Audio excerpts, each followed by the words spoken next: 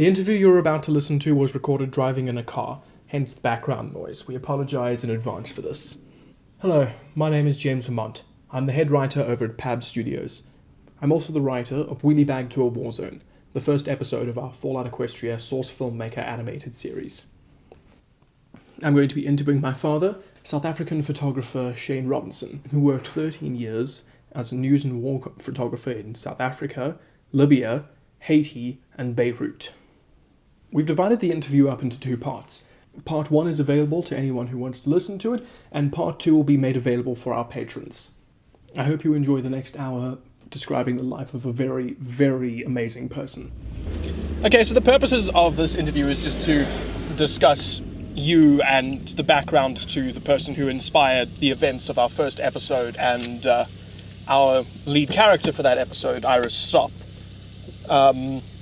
So the first thing that I wanted to just discuss with you is being a photographer in South Africa over the last few years, because you became a photographer post-95, but that didn't necessarily mean that there was anything less exciting for you to cover. Yeah, so I missed all the good stuff. And yeah, when I say the good stuff, it's actually the bad stuff. So I missed the Bang Bang Club, I missed the elections, our first democratic elections, but came into a society that was really still trying to find its place in the world. So working in South Africa has changed so much over the years. Over the last 15 years, South Africa's become a very different place. So where we never used to have issues working in communities when there was trouble, we can't go into those communities anymore because journalists are now threatened, and journalism is not really what it used to be, never mind just in South Africa but worldwide. I think the internet has basically redefined what journalism is, because of public journalism, citizen journalism, the access that's made it so easy for people to publish so-called news or photos. It's changed everything. So where we started off 15 years ago, we still used to shoot pictures and then rush off back to the office to go and file pictures. It was only the beginning of this sort of internet era of sending stuff. We used to send pictures from the field, but then you'd be looking at 9/600 board, and one picture would take you 45 minutes to send, where now you can shoot something on a cell phone and have it out in 3 seconds. So the whole journalism field has changed. Everything's actually changed. It's hard to kind of figure out where journalism is now and where it's going to, because there's still some great journalists out there, but there's also some really crappy journalists out there. And it's not their fault. They're walking into newsrooms where there aren't any seniors left because the seniors have been fired or retrenched. So you've got someone who's straight out of varsity or has no training whatsoever, and they're walking into a newsroom, they get handed a cell phone and get told to go on a story, and they've got no clue as to what they're doing. And that's really detrimental. When I started off, I had senior photographers who had been in the industry for 15 to 20 years teaching me the ropes and teaching me what to do, whereas youngsters coming through the field now have someone who's maybe been working for 2 or 3 years and actually has no clue what they're doing. All right, so over the last few years, you've been a part of not just journalism, but also charity movements, and you've got into some pretty heavy arguments with people over things like human rights and free speech and so on. But when you were a lot younger, about my age, you weren't quite as responsible as you are now. That's being nice.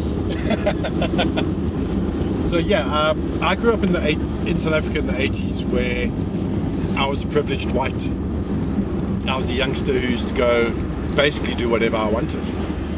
We'd go clubbing, we'd get drunk, we'd cause shit, and there were never any repercussions because we lived in this privileged society where we really didn't know what the other side was like. And, you know, to even through my early adulthood where I didn't know, you know, it was like, yeah, there's black people, they live over there in Soweto, but, you know, they're happy, they're content. We really were that blinded to what was actually happening in the country. And, you know, when the first democratic elections came around and we started seeing all this stuff finally making the newspapers, you know, and people like Ken Osterbrook and Joao Silva and Greg Moranovich were producing phenomenal work that kind of opened our eyes up, and that kind of piqued an interest for me way back then, but not enough of an interest to actually do anything about it. It was like, yeah, that's pretty awesome, but yeah, I'm going to carry on, you know, riding my motorbike and going out and drinking and partying, and because that's the kind of lifestyle I'd grown up in. So worrying about charity or any of that kind of stuff was not even a little bleep on my radar. And then strangely enough, I worked, you know, I was a qualified motorbike mechanic. I worked as a motorbike mechanic in my dad's motorbike shop, because that's kind of what you did. You finished school, you went and did your military service, and most parents had a business, and my dad had a cafe first. So first I worked in the cafe, selling, you know, fish and chips, and that's a good Portuguese boy. And then he opened the bike shop, and I went and worked at the bike shop, and that kind of, there was no real ambition to do anything more than that. And then after I got married, my wife bought me the Bang Bang Club, and that just changed my life. At that stage I had moved out of motorbike mechanics. I'd become a web designer, and I was building websites, and I built a website for a couple of bike shops, and then I started running an online bike magazine because it was cool and I'd get free stuff, you know. So I got all, you know, a Top Gear, I got all the latest bikes to play with and the latest gear, and people from overseas would send me helmets and boots. You got all this shit for free, and I was like, hey, this is cool, this is what journalism's about, I get free stuff. And from there I kind of have always liked IT, and I moved from there. I managed to get a job in IT journalism, which was fantastic, and I spent 2 years kind of doing that. And yeah, then, like I say, I got the Bang Bang Club, and I read the story of what Ken Osterbrook and Joao and Greg and, you know, people like John Russo, what they had done during the elections and the period leading up to the elections. And I've always been a huge adrenaline junkie. So the thought of slapping on a bulletproof vest and going and shooting these protests while people were shooting it back at you was like, yeah, I'm doing that. And I read the book overnight, woke up the next morning and said, that's not going to be a photojournalist. Never picked up a camera in my life before, but I'm going to be a photojournalist. And I spent the next couple of days looking on the internet for anyone who was looking for a photographer. Fortunately for me, the South African Press Association happened to be looking for a photographer, and they knew less about photography than I did. So I pitched up there for an interview with a whole bunch of borrowed pictures, stolen, in my portfolio, because I think I'd been to like one protest, and I used those pictures, and like I said, yeah, fortunately they knew less about photography than me, and I managed to bullshit my way in, and 2 weeks later I was a photojournalist. That was it, you know. I had cameras, and I was now out in the field doing this. I had no freaking clue what I was doing. Yeah, I mean, I had an eye, and that was apparent very quickly that I could see pictures that other people couldn't. And I started shooting and shooting some more, and people that were influential or who knew what they were talking about started taking notice, and I was lucky. You know, people like Helden Krog, Kim Ladbrokes, they kind of took me under their wing and showed me how this was supposed to be done, and how you file pictures and how you frame pictures properly, and taught me about light. And we just formed a really, really tight bond of sort of 4 photographers that worked together and went everywhere together and did pretty much, we lived in each other's back pockets. And yeah, the next 10 years was basically the 4 of us against the world, getting out there shooting, you know, in our cars every morning, driving around looking for trouble, trying to find stuff that would get bricks thrown at us or shot at or the likes of, because that adrenaline was just phenomenal. It's something that you get addicted to. It really is like a drug. It's kind of like, where's your next heroin fix going to come from? And you go sort of 3, 4, 5 days without it, and you start literally craving the action. And that was awesome. I want to talk a little bit about just cycling back to your younger days, just so we can talk a little bit more about where the roots of the adrenaline junkie came from. And I want to start off with your military service down at the Navy. So it actually started before that. So I started skating in the early 80s, and it's kind of something that just fitted my personality. So it was alternative. I was a punk, and it fitted into my lifestyle. And obviously skateboarding is an adrenaline sport. You're always pushing and going harder and going harder and going harder. Then obviously I finished school and I was drafted into the Navy and finished my basic training, signed up for divers, and once again it was always trying to push that edge, trying to find the ultimate thrill no matter where I was, so whatever I was doing. And yeah, Navy was hard, fantastic, getting to play with lots of guns, going diving, working on big ships. So that kind of, I was fortunate because I was right at the end of the compulsory military service, so I didn't really see action, which was fine. I didn't have to do township duty during the 80s. I was quite safe down in Simonstown. So the Navy was a little bit of a letdown, actually. It was great fun playing with all the toys, and I think that's where my addiction to toys came from. Being able to go to the armory and just check out an SMC and go to the range and go shoot a couple of thousand rounds just because you needed to practice was great. But it was more, I'd say, from the extreme sports of sort of skateboarding and rollerblading and that kind of stuff is where my adrenalism came from. But even in that scenario, in that setting, you've generally, from some of the stories that I've now that I've heard in the past, you've found a way to cause shit or cause trouble, even in the smallest ways. I don't do well with authority at all. From school days, I was always in trouble, and my reaction to getting in trouble was to do something that would get me into more trouble. So I'd bunk school, get into trouble, have to go see the principal, and the first thing I'd do is taper my pants so that when I got there the next day I'd be in even more shit. I always have had and always will have an issue with authority, because I believe that 99% of people in authoritative positions are full of shit and actually don't have the heart of the people that are under them. It's about them and that's it. So yeah, I think authority is an issue. We're going to be discussing the rest of this in a moment. All right, cool. So the next thing that we want to discuss, so you've spent a lot of time, you've spent time in war zones, specifically in the Middle East, which is where we've set the majority of our first episode. And you started off in Beirut. Now, how does someone end up in a war zone taking pictures? Pretty easily, actually. Where to start? One of the big things as a photographer is getting to war zones. It's kind of like, for a photojournalist, it's your ultimate, it's your big test. You want to get there because you've seen the pictures that come from there and you want to go shoot the bang bang, and you've shot the local protests and stuff, and that's cool, but 99% of that is, rubber bullets and tear gas and water cannons, and it's cool, but it's not real. It's not the real adrenaline. It's not. You're not getting shot at. You're not getting bombed. So pretty much any photojournalist worth their salt wants to get to a war zone.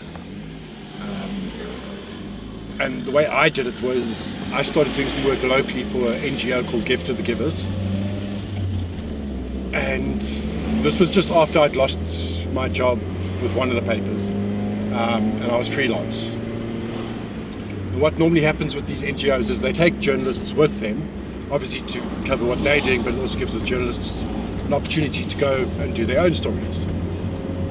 but it always goes to a journalist who works for a newspaper. Obviously, they want as much back for their money as possible, so they want stories in the paper. So they normally give it to the biggest newspaper in the country, which is either the Star or the Cape Times or B.A.B.S.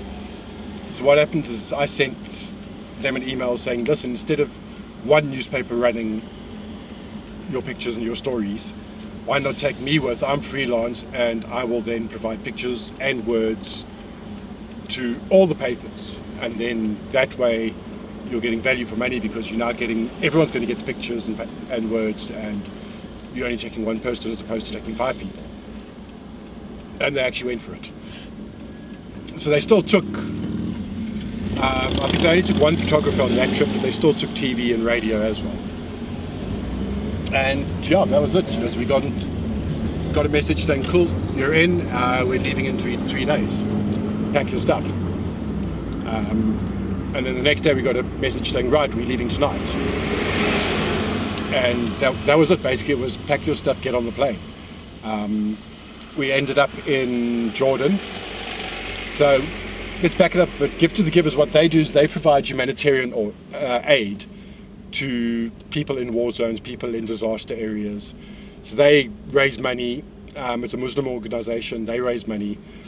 And then they go into these kind of situations, and they take doctors, they take food, they take supplies, they take full trauma surgeries to places to basically just help the people that are on the ground. So we ended up in Jordan. Lebanon was a complete no-fly zone, so we couldn't get in. So we landed in Jordan, and we stayed in Oman. But we couldn't get in, so the only way to get in was to go in via Syria, which means we had to get Syrian visas. So we got Syrian visas. But it was my first trip sort of to a war zone. It was my first trip basically almost out the country. And I felt kind of obliged. So most of the journalists who'd been doing this for a long time, they got into taxis and they went straight in via taxi, and I kind of felt obliged that I should stay with Gift to the Givers because they'd paid my ticket, and I needed to stay with them and provide them with good pictures and good words, because that was what I'd promised to do. So I never went in with the other guys. Myself and Camilla from 702, we stayed in Oman, and we did stories there we did stories on the taxi drivers who were ferrying people in and out of Beirut. And we waited until we could get clearance to fly in. So in the meantime, we went around, and Gift to the Givers, they were buying food, they were buying supplies. It was really boring. So we went out in Jordan. Now Jordan's pretty much dry, but as an expat there are a couple of bars you can go to, so we went drinking most nights. And yeah, I had some good times. But the main thing was just to get into the war zone, and it wasn't happening, so we were getting frustrated. And eventually we got the call that, cool, we can go.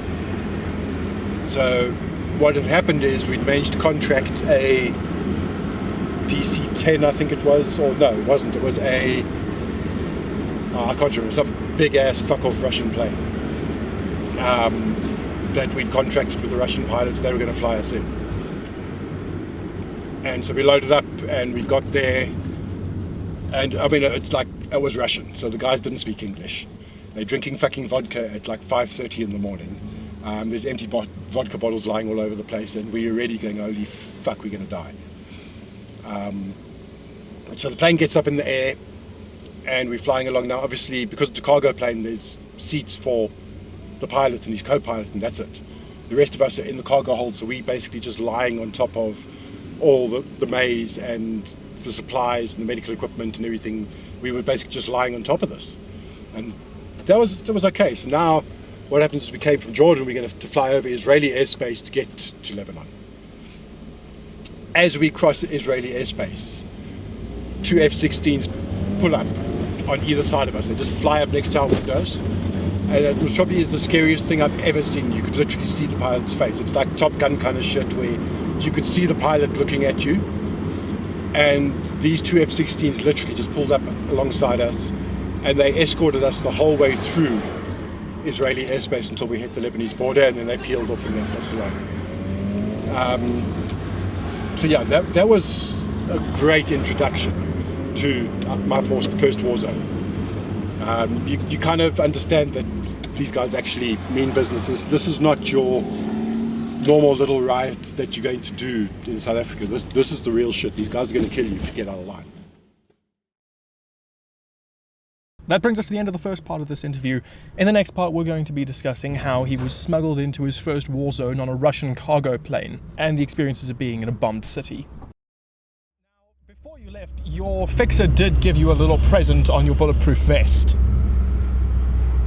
Forgot about that, yeah. So when we got back to the hotel that night after Nabatea, my fixer asked me for my bulletproof vest. I thought, maybe he just wanted to take a photo of it or take a photo with it on or something, and he disappeared off with it, and he came back with a whole bunch of Arabic script that he'd taken a Koki and written on the front of my vest just above where it says media. And I looked at him a little bit perplexed and said to him, well, what's that? And he says, it's Arabic, it says Sahafi Majnun. And I said, well, what's that mean? Being my first trip, I didn't really understand any Arabic yet. And he says, it means fucking crazy journalist. And it was the first